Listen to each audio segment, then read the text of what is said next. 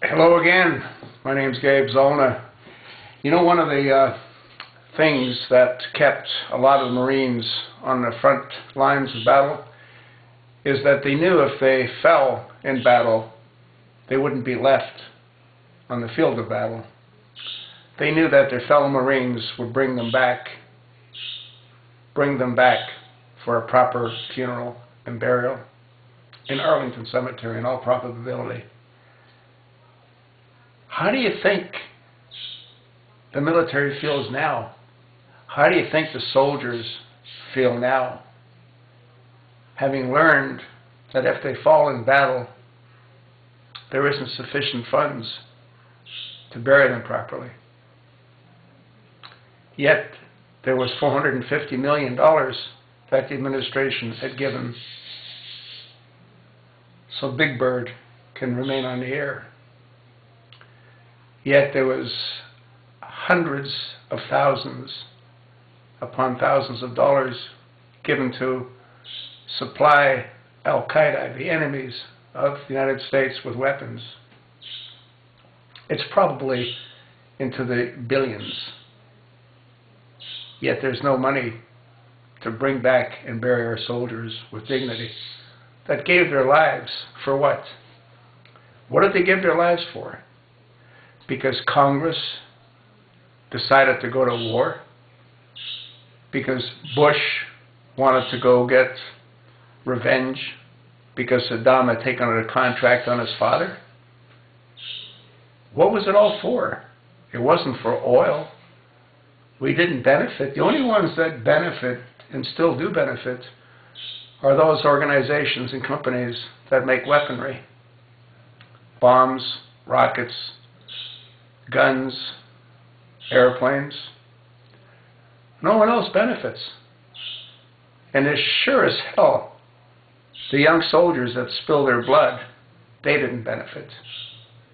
There's no end game. You know, Obama said he's going to shut down all military actions in Afghanistan relatively soon. Look what's going on in Iraq. It won't end. You know, I said this a long time ago. If you watch some of my earlier videos, President Bush opened up Pandora's box, and there's no closing it. But that's not what this video is about. This video is about wondering how our military feels when they're over fighting. And many are dying, with the realization that once they're brought back, they won't be buried properly. I think it's disgusting. You know, I said this. There's no money to bury them, but there's around $5 million to be given to each one of these useless, incompetent, self-serving members of Congress. Out of the 535, you might have 10 that are worth anything. Out of the 535, you'd probably find 40 or 50 that are mentally unbalanced. Lame-brained Senator McCain would be one of them. I think it's just unbelievably disgusting that our government tells families whose siblings have been killed, whose sons and daughters have been killed on the field of battle,